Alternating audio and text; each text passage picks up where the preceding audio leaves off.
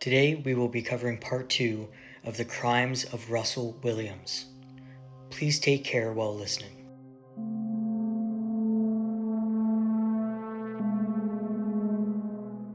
By early 2010, investigators had become convinced that the incidents scattered across eastern Ontario were connected. What had once appeared to be isolated break-ins was now being treated as the work of a single offender. Detectives were comparing evidence from multiple jurisdictions, examining years of reports and trying to understand how one person could move through communities without attracting attention. The turning point came after the disappearance of 27-year-old Jessica Lloyd from her home north of Belleville on January 28, 2010. When investigators examined the area around her property, they found something that immediately caught their attention. A set of distinctive tire tracks in the snow near the tree line behind her home. At first glance, it seemed like a small detail.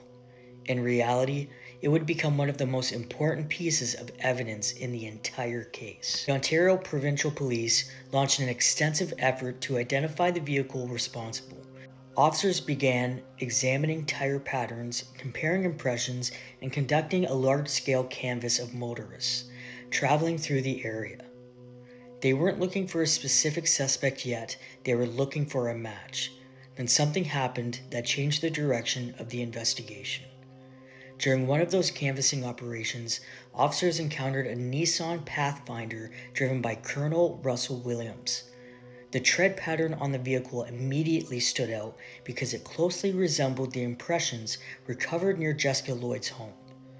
What had been a broad investigation suddenly narrowed down to a single name. For detectives, the discovery was almost impossible to ignore.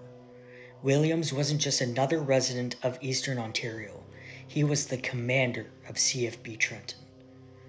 A senior military officer trusted with extraordinary responsibilities and one of the most recognizable figures in the Canadian forces. If the evidence was pointing towards him, investigators knew they had to proceed carefully. Any mistake could destroy the case. Instead of moving immediately, they began quietly building a larger picture. The more they examined Williams' movements, the more connections they found. He had ties to areas where incidents had occurred. He had traveled to locations linked to the investigation. Slowly, the possibility that once seemed unthinkable began to look increasingly real. What made the situation even more disturbing was how ordinary everything appeared on the surface. Each day, Williams continued performing his duties. He attended meetings, he interacted with personnel, he carried on as though nothing in his life had ever changed. Meanwhile, investigators were assembling a case that was growing stronger by the day. By the first week of February, detectives believed they had enough evidence to bring him in for questioning.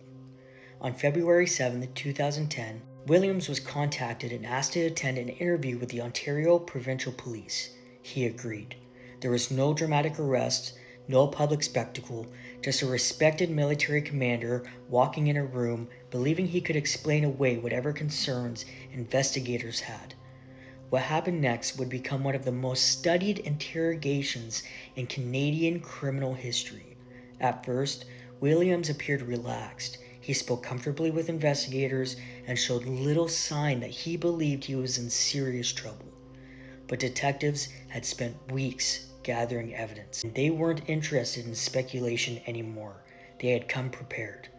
As the interview progressed, the evidence began to appear piece by piece.